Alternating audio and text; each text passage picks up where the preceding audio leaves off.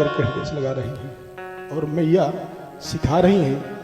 बोले सासु ससुर गुरु सेवा करहू,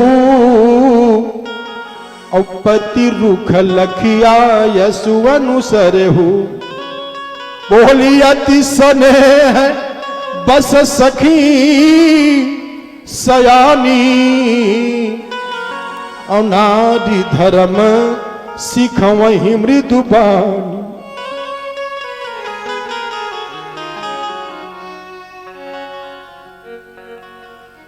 हर बेटी परदेसी भई, उसी लड़की को ये भूल कभी मत करना। लोग जब सिंदूर पड़ जाता कहते कि हमारी ये पूज हो गई, बाहर हो गई।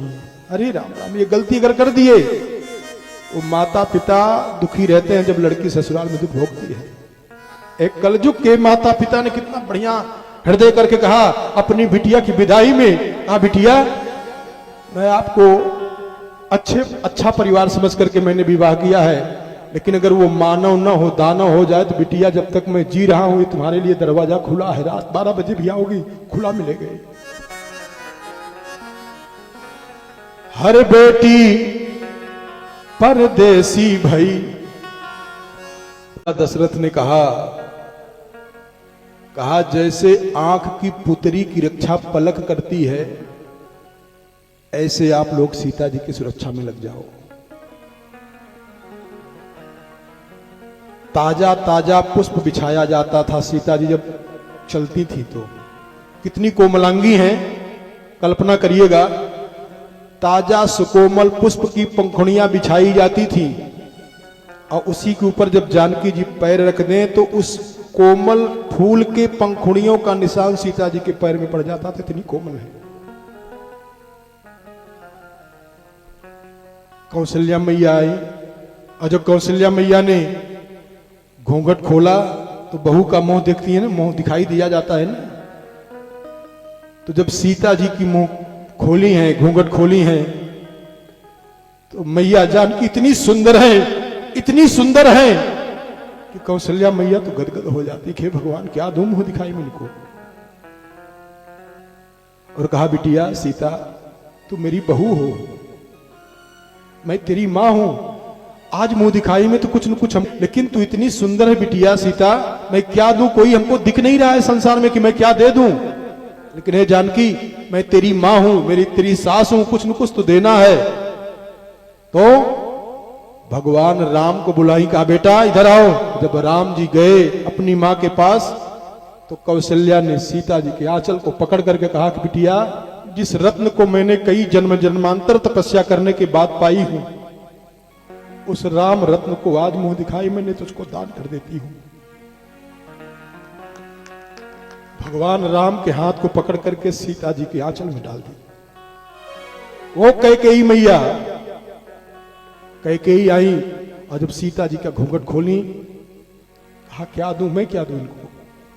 जो कनक भवन है वो कनक भवन राजा दशरथ कैकेयी के लिए बनवाए थे, और इतना राम से प्रेम करती है कैकेयी मां, इतना प्रेम करती है, उस कनक भवन को मंदिर मान करके सेवा करती हैं, झाड़ू भाड़ू करती, उसमें रहती नहीं है। और उस कनक भवन की चाबी को ला करके जानकी जी के चरणों में समर्पित कर दिया।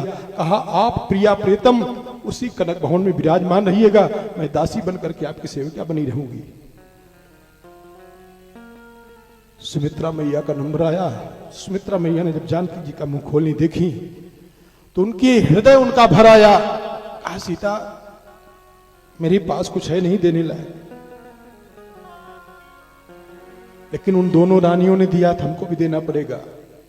तो जो मातृत्व है उस मातृत्व पद को आज मैं आपके चरणों में समर्पित कर दे रही हूं। जो मैं लक्ष्मण और शत्रुघ्न की मां हूं, ये मातृत्व का जो पद है इसको आज से मैंने आपको मुंह दिखाई में दान कर दिया है। अब इन दोनों की मां आप रहोगी। तात तुम्हार मातु वैदेही।